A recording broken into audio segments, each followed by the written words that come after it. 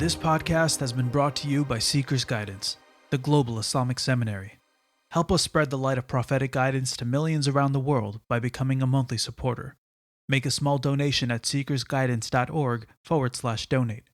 For as little as $10 a month, you can help people find life-changing guidance. بسم الله الرحمن الرحيم الحمد لله رب العالمين وصلى الله وسلم وبارك على سيدنا ومولانا محمد وعلى آله وصحبه أجمعين اللهم لا علم لنا إلا ما علمتنا إنك أنت العليم الحكيم اللهم علمنا ما ينفعنا وانفعنا بما تعلمنا وزدنا من فضلك علما وعملا وقربا يا أرحم الراحمين اللهم زدنا ولا تنقصنا وأكرمنا ولا تهنا وأعطنا ولا تحرمنا وآثرنا ولا تؤثر علينا وأرضنا وارض عنا يا أرحم الراحمين ويا أكرم الأكرمين ويا ذا الجلال والإكرام. Okay, Bismillah. So we've got to the point where it's staying in Egypt is untenable.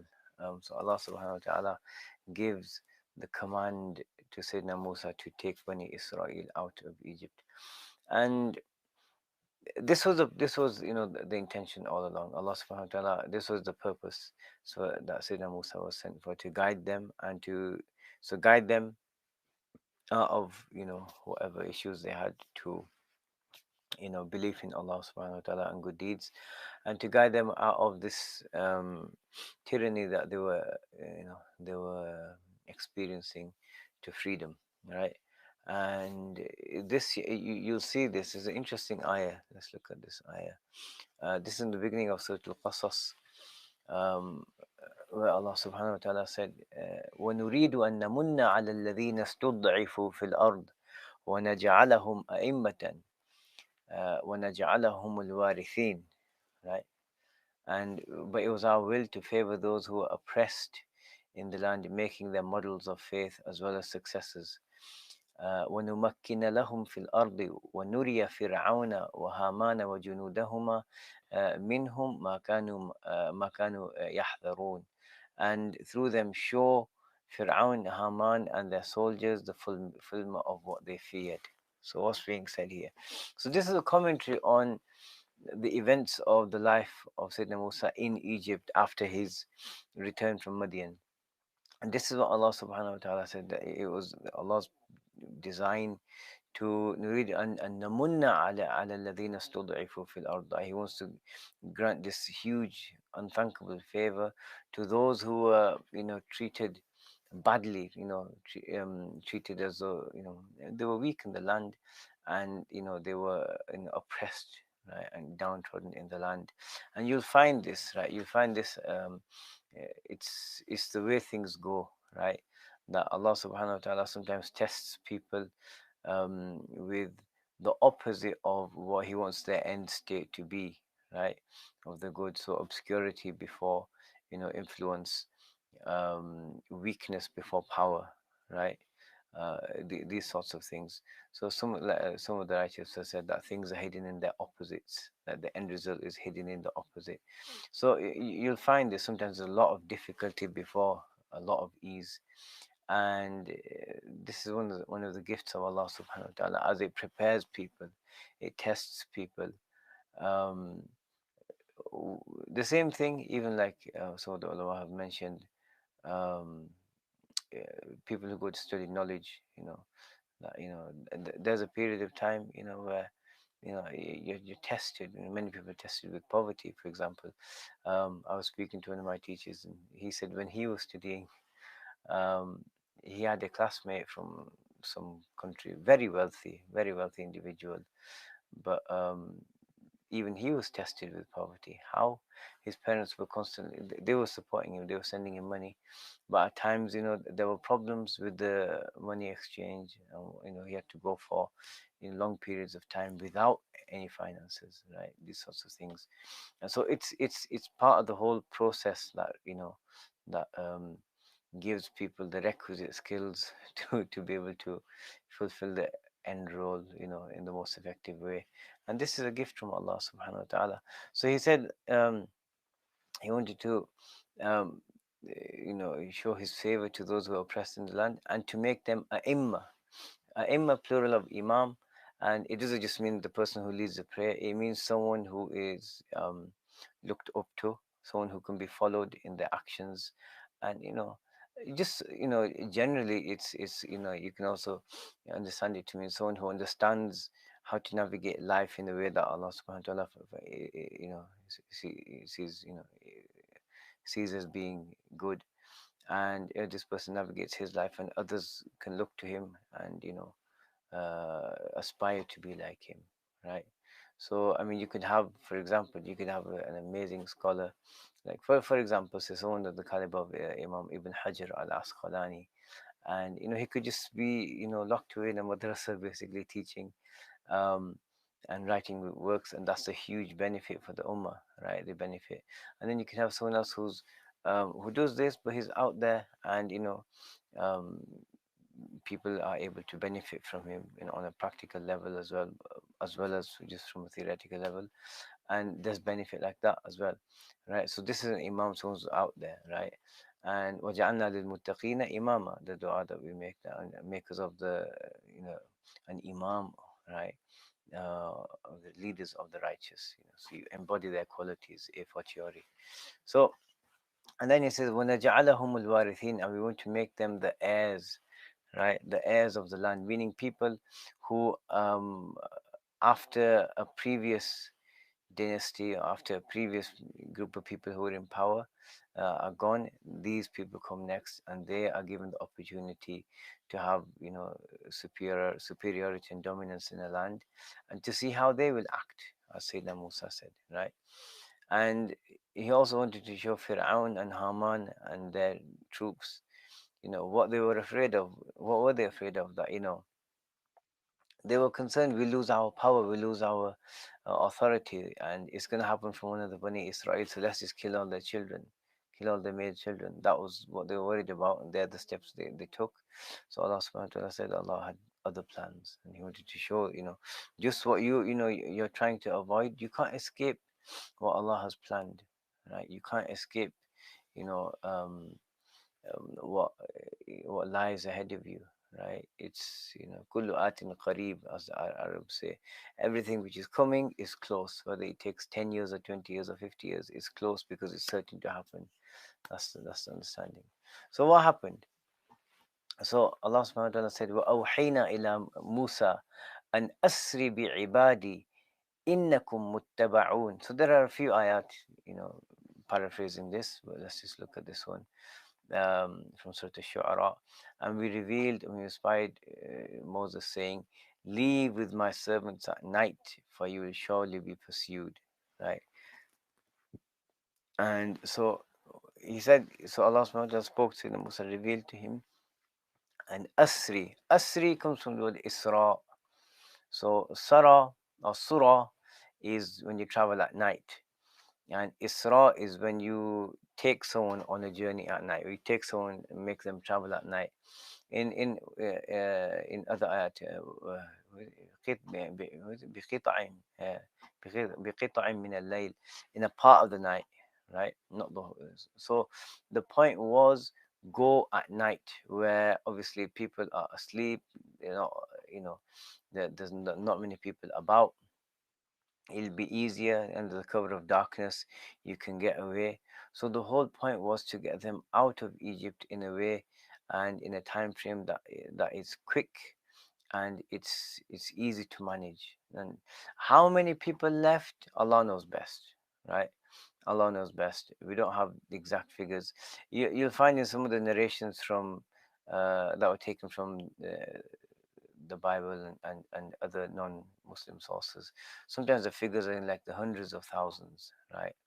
And those figures do seem a bit far-fetched, right? Especially people who the persecution that they went through. Slaves, how long did people live in those kind of environments? They've had their male children killed for God knows how long. So it's the population is going to be depleted, right, of Bani Israel. That is true. It might still have been in the thousands, but it's not in the hundreds of thousands. Allah knows best. The Islamic sources don't really touch on the actual figure. So he was told to leave, right? So it's quite possible. Speak to people. Look, your lives are at stake. You need to do this quickly and quietly, and to prepare it, plan it for a few days, and then when the day comes at that particular time, everyone's gone, right? And so it's, it's quite easy, right? So take my servants, be ibadi, and that's very interesting. There's care and concern, um, Allah subhanahu wa ta'ala has inaya for his servants. There's a special care for concern for his servants. And these people, they were with the prophet of their time, the prophets of their time, and they were supporting the prophets of their time. No doubt some of them were righteous, right? And so Allah subhanahu wa ta'ala, he doesn't like oppression. As we saw in the narration, Ya ibadi inni haramtu dhulma ala nafsi wa ja'altuhu bainakum muharraman fala tadhalamu. He said, my servants, I've made dhulm, wrongdoing, haram for myself, and I've made it haram for you. So don't wrong each other, right? And so he, eh, and when, Allah has mercy, Allah has kindness, right? And so when he sees people in this situation, he rescues them, right? He takes them out of these situations.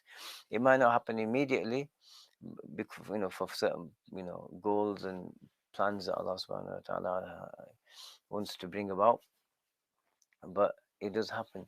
So, he says, take my servants, right? uh, and then he says, innakum muttaba'un. Indeed, without a doubt, there's no doubt, there's no changing this, you are going to be followed. You are followed people, right? Ittaba'a. um, so the difference between mutba'un and muttaba'un. So the first mutba'un, which is not used here, it comes from tabi'a. Muttaba'un, which is used, comes from ittaba'a. The difference is, for example, if I said, okay, I'm going to travel to London, right? And someone decides to follow me.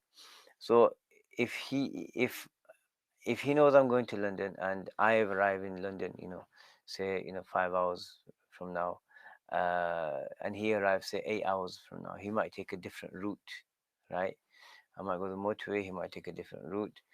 And so he's followed me, right? So he's got to the destination that I've got to. Ittaba'a, so that would be tabi'ah. This is ittaba'a, like he takes the exact same route. Wherever I go, he goes, right? And these people are going to be on your case. They're going to be following you, and all the way, right?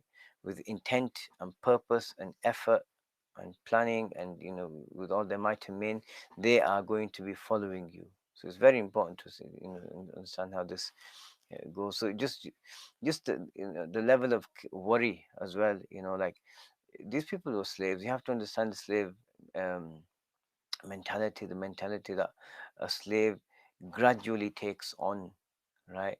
After being pounded and pounded and pounded by humiliation and oppression and just violence and all these things over such a long time, uh, the people develop a mindset where you'll always get the few individuals that will rise up and rebel, and their anger helps them, but most people are just quelled and subdued, right?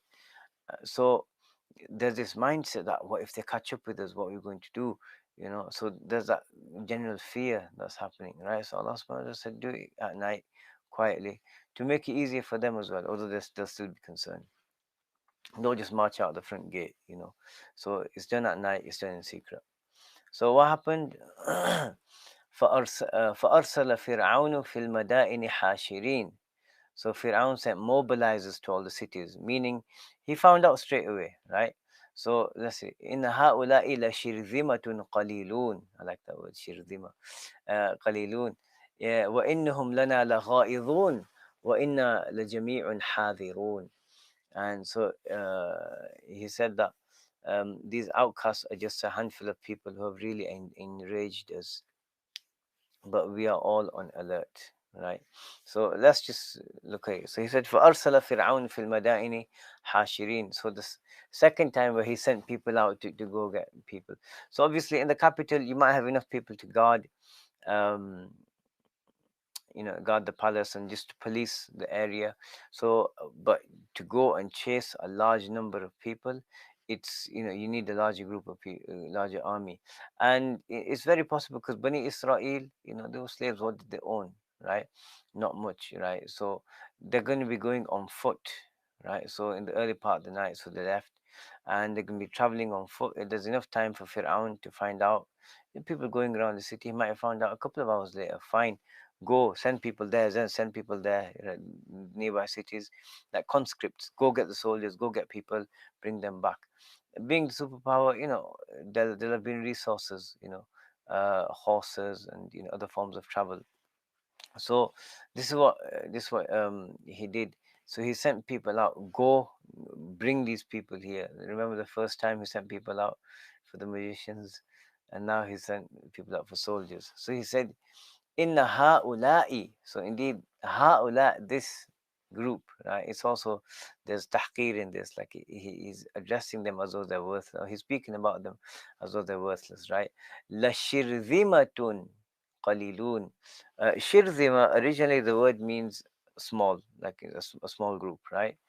And then, uh, but that's not intended here. What he means here, like, is used the word outcasts. He's talking about, what he means by shirzima is they're a group who are not united. They're, they're separate in their mindset. They don't have this mindset that, we're all together, we're supporting one another. They don't have anyone to support them. There's no political power looking after them.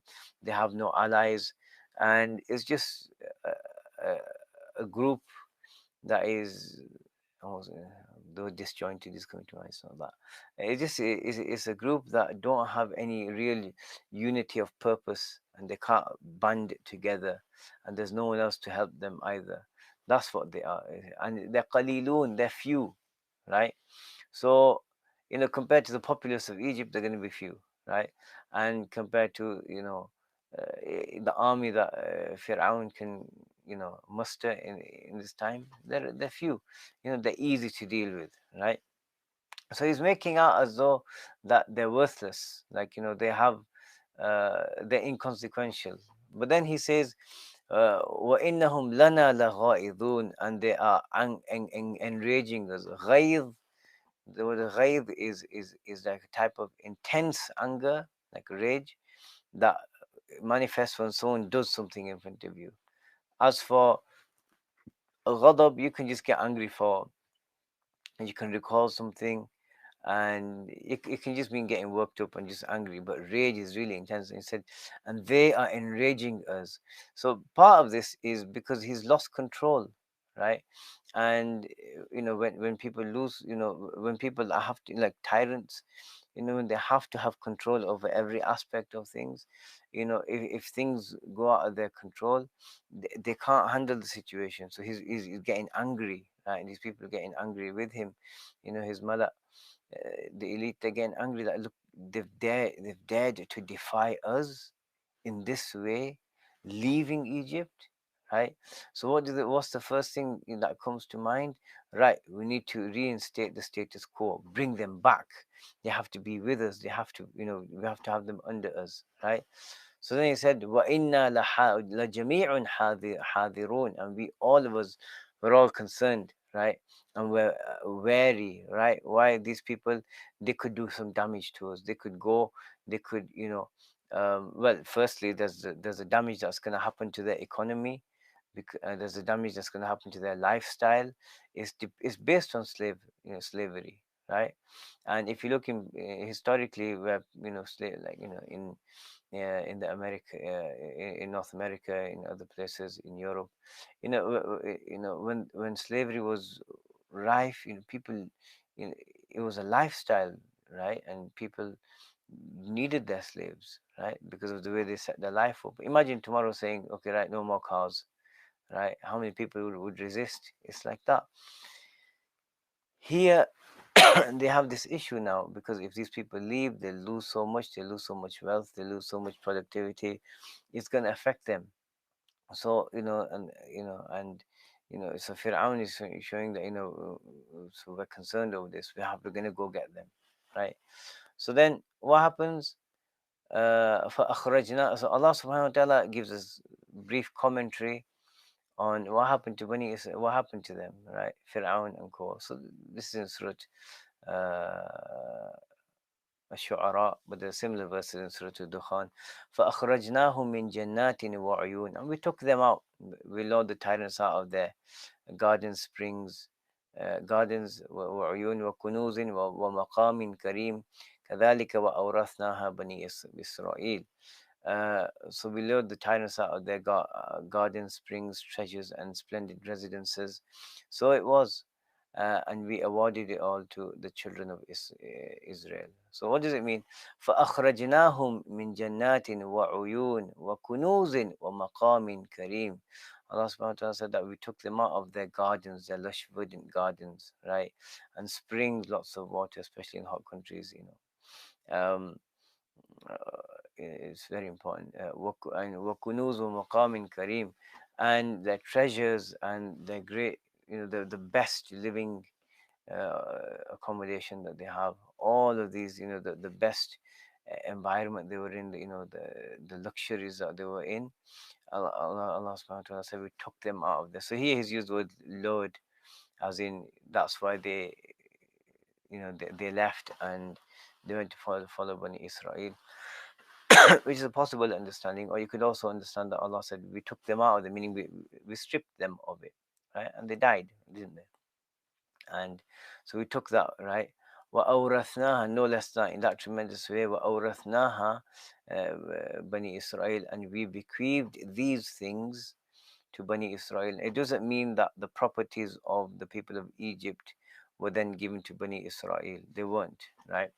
What it means is that Allah subhanahu wa ta'ala, these matters, these things, the like of which was given to Bani Israel when they moved to um, when they moved to Palestine, the surrounding areas, the the like of those things were given to them as well. So once they left Egypt, they didn't go back. We know that when they left, that they carried certain things. They took. Um, there are ayat that indicate, it's not expressed explicitly. There are ayat that indicate that Sayyidina Musa gave them permission to take some of, you know, the gold and all these things that Bani Israel that the Egyptians had. Right? You could say, isn't that theft? No, right? What's theft is that you make a person work from, you know, dawn till dusk as a slave and then not pay them anything, right?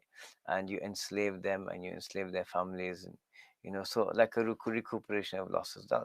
There's an indication about this.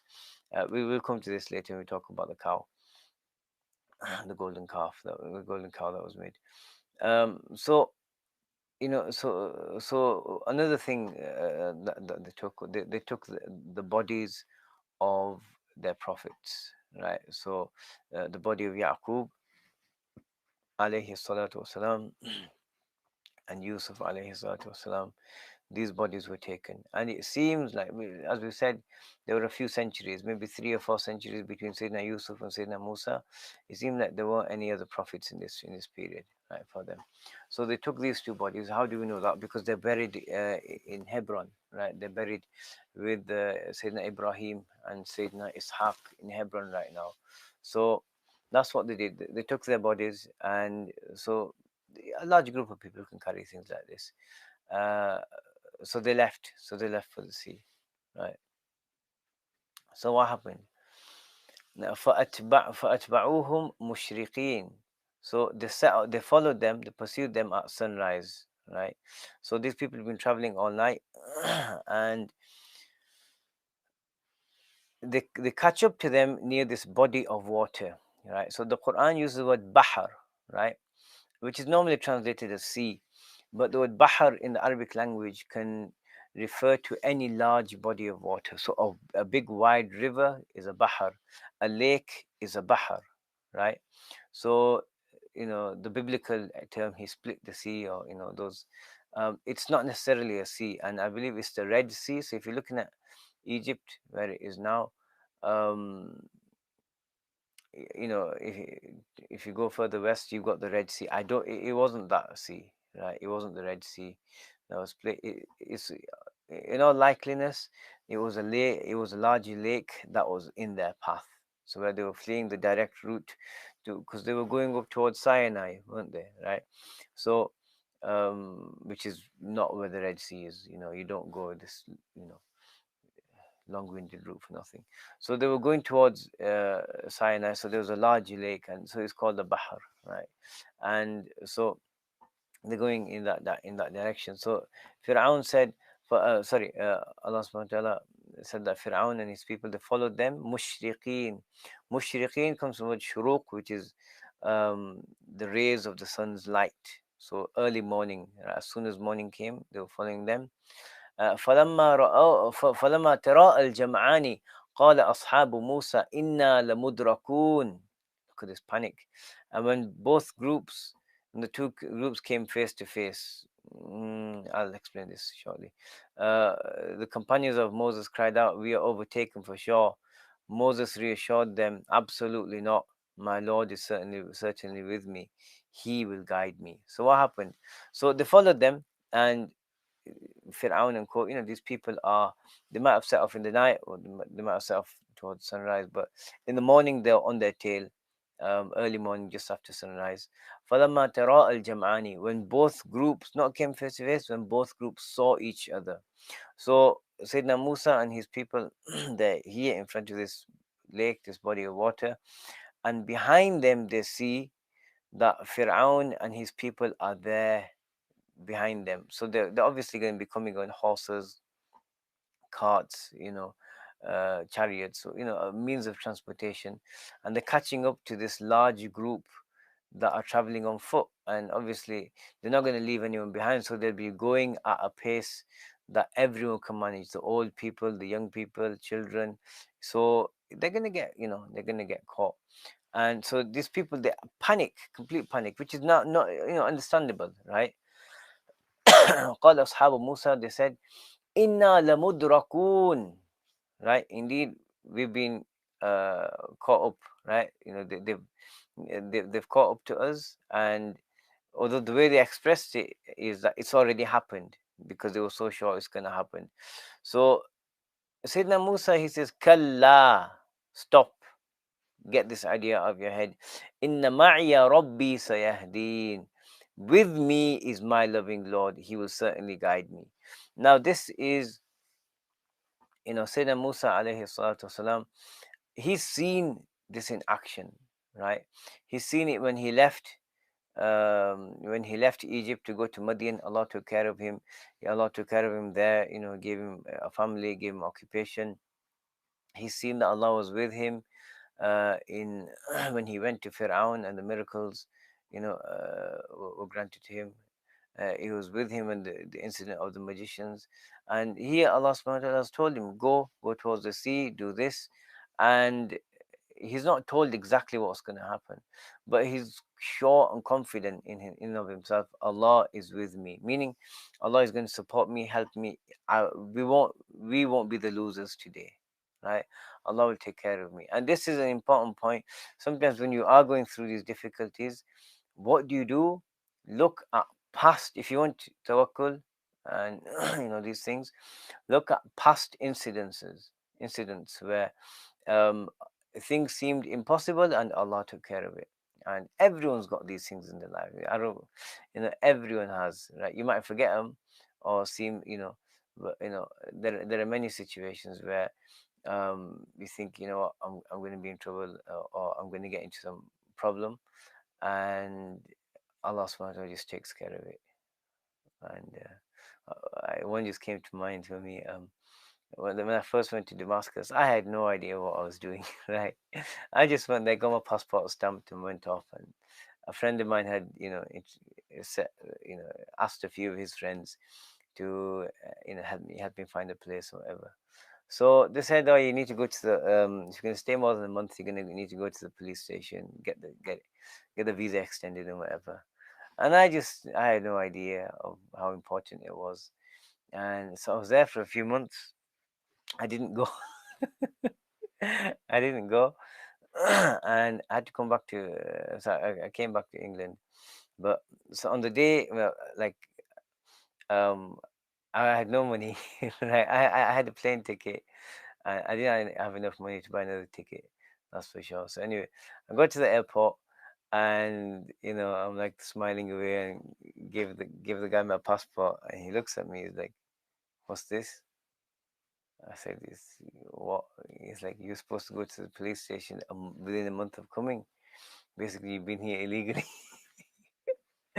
And I was like, "No, I didn't know," or well, I didn't lie, but like I was like, "Look, I didn't understand, the whole thing, the whole process." And he's like, "I'm going to send you back to Damascus." I was like, "For God's sake, my flight's in a couple of hours. I'm going to miss it." And he's going to send me go do a whole process that normally takes half a day. And oh my God, man, headaches, right? And I was like, "Oh Allah, please, oh Allah, please, do something." And then he's like, "Oh, go on then." He starts from fast forward here, go. Right, I'm sure he broke a few rules. Anyway, so Alhamdulillah, I got out of that one. And then it happened to me a couple of years later as well. But anyway, so Sayyidina Musa sees this, right? And anyone that's been in a situation where you completely, it's like an impossible situation, and all you can do is say, "Oh, Allah, it's in your hands. I can't do anything." And sometimes things go, one way or another, but the end result always works out for you, right? And that's the way it is. So at this point, Sayyidina Musa is full of certainty. No, Kalla, inna ma'iya Rabbi. Indeed, with me is my Lord. Because they're like, it's a lost cause. They're not saying, "Oh, Musa, you're the prophet. Allah won't let you down. We're with you all the way." They've panicked. They've given up already. But Sayyidina Musa is confident. And this is how the believer is. You look back and you see Allah has taken care of so many people in so many impossible situations. Allah will take care of me. أنا عند ظن عبدي بي. I am, as in the Hadith Qudsi, Allah subhanahu wa ta'ala was quoted as saying, "I am with my servant as he expects me to be," right? And this is how it is. So he's full of this certainty. Inna ma'iya Rabb. Kalla, stop this. Stop this attitude of, we're going to get caught, right? Inna ma'iya Rabbi. Indeed, with me is my Lord. Sayahdeen. He will certainly guide me. So, uh, uh, and very soon, like momentarily, watch, right? So we see basically what they're saying is we've got all this water in front of us. If you go in, you're going to drown. They're going to chase us into the water. If you stop and fight, we're going to get butchered. What we're going to do? So what happened? فأوحينا إلى موسى أن يضرب بعصاك البحر. And we inspired to Musa, strike with the sea your staff, right? Strike the sea with your staff. فانفلق فكان كل فرق كالطود العظيم. And the sea split. Each part was like a huge mountain. So each, I'll talk about this, right? وأزلفنا ثم الآخرين. We drew the pursuers to that place. وأنجينا موسى ومن معه أجمعين. And we rescued Musa and all of those with him. ثم أغرقنا الآخرين. Then we drowned the others, or moreover, we drowned the others. Less it could be. So وأوحينا إلى موسى أن يضرب بعصاك البحر. So Allah subhanahu wa ta'ala said that we inspired to Musa, strike this body of water, strike the sea, or the lake, with with your staff, right? So that's the process. That's what he has to do, and it's done. Allah subhanahu wa ta'ala could have just made it happen as they approached it, but it's done through actual effort of Sayyidina Musa to show his importance, to show he's the prophet, that it's him who's being given the miracle, right? So he strikes it with his staff, the same staff that was turning to a snake, a serpent in the past, right? It's it's there as a miracle for Sayyidina Musa. And to be honest with you, it's one of the greatest miracles in history, right? One of the greatest miracles in history that will be discussed and remembered until the end of time, right?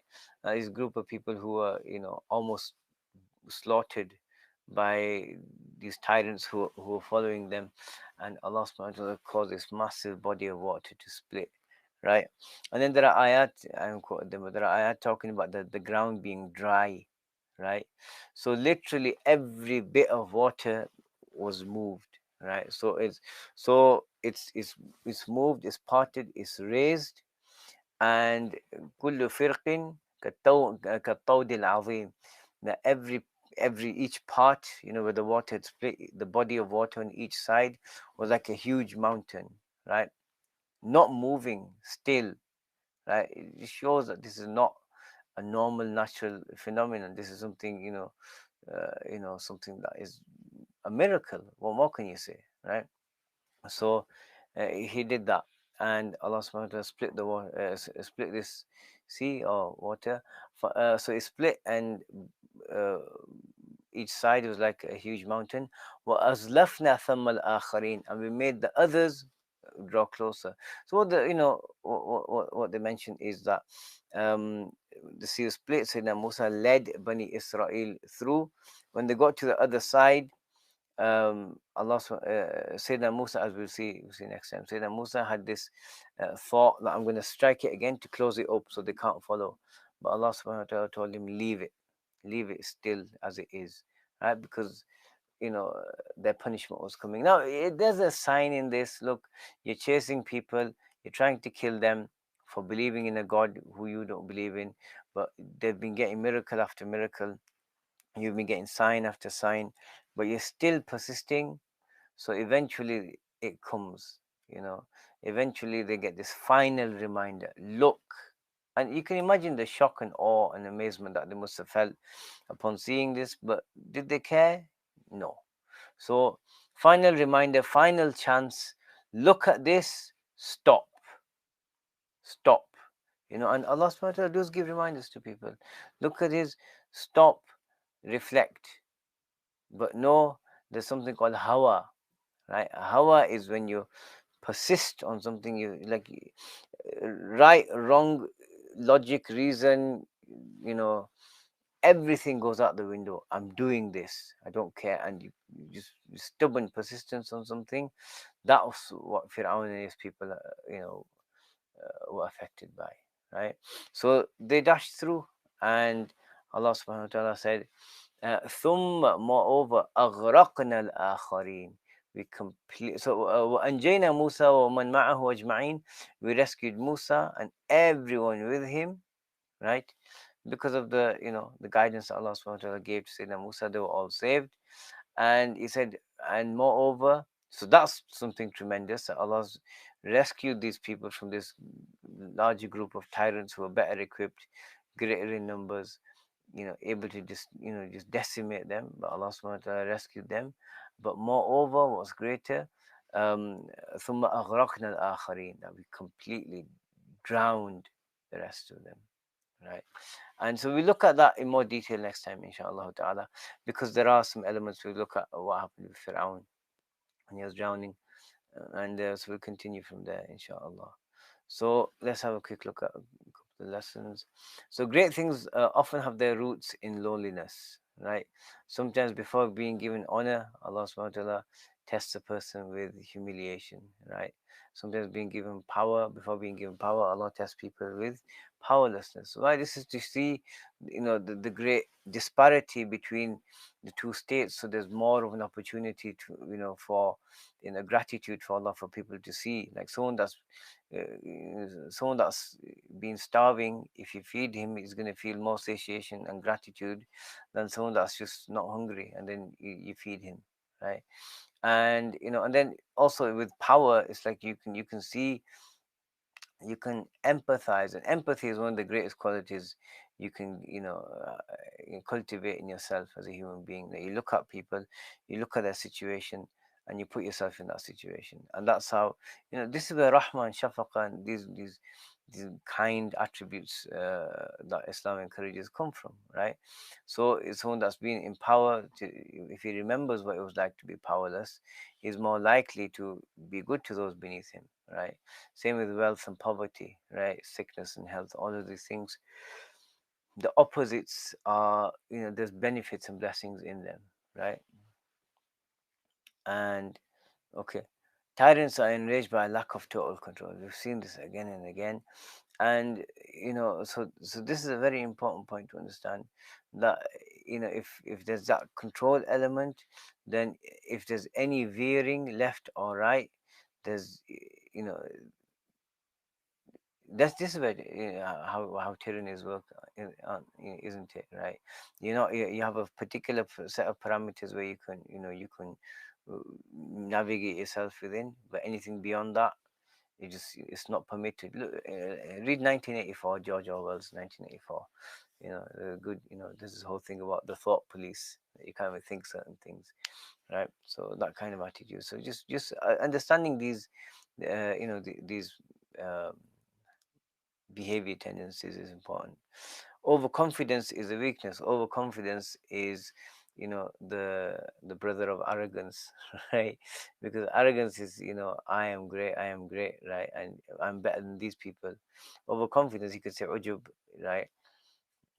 Is so arrogance is when it's manifested on others, and ujub is when it's internalized. So, and it leads to overconfidence. I can do this, I can manage that, or whatever. And what do? You overestimate your abilities, you underestimate your opponents, and then what happens? You fall, right? So it's very important to have a level head in any matter, to understand, okay, I might be good, I might be intelligent, I might be skilled. Others can be equally intelligent, good, and skilled, right? And remind yourself of past occasions when Allah's plan worked out best, right? And that's how you get through especially these times where you don't know what's going to happen, when you're stuck and struggling. And one of the hardest things, tests for human beings, is not knowing the future. And because what happens is, because in your mind, well, what about this, what if this happens, what if this happens, and this, and all these things come up in your mind, and it's just like, anxiety, right? People panic.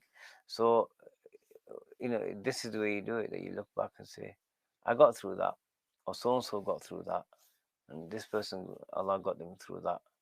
It'll work out for me, right? And you might not know how, you might not know when, but that confidence helps a believer through, right? And we ask Allah for tawfiq in all of these matters, right, to do what pleases Him. Right, let's call it a day here, inshallah ta'ala. Okay, the question. Wa alaikum salam wa rahmatullahi wa barakatuh. Allah bless you too. Barakallahu feekum. Okay, great. Right, so we'll continue, inshallah. Wa sallallahu ala Sayyidina Muhammad wa ala alihi wa sahbihi wa sallam. Alhamdulillahi Rabbil Alameen. Assalamu alaikum wa rahmatullahi wa barakatuh. Thank you for listening. This podcast was brought to you by Seeker's Guidance, the Global Islamic Seminary. Visit seekersguidance.org to access reliable Islamic knowledge taught by qualified teachers. We offer a wide range of courses, podcasts, articles, and a world-class answer service. Support us in spreading free, reliable Islamic knowledge to millions around the world by becoming a monthly supporter. Visit seekersguidance.org/donate and make a small monthly commitment today. Our beloved Prophet, peace and blessings be upon him, said, "Whoever guides someone to goodness will have a similar reward."